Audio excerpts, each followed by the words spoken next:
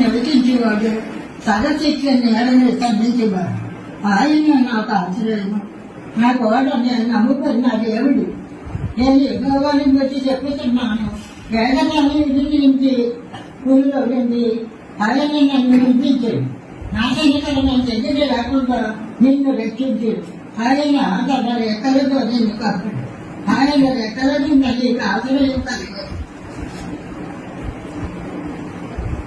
ఆయన సత్యమును కేవలం దాని అయినది.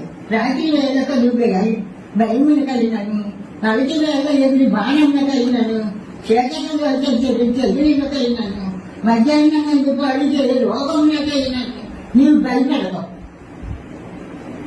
లేక చెప్పినట్టు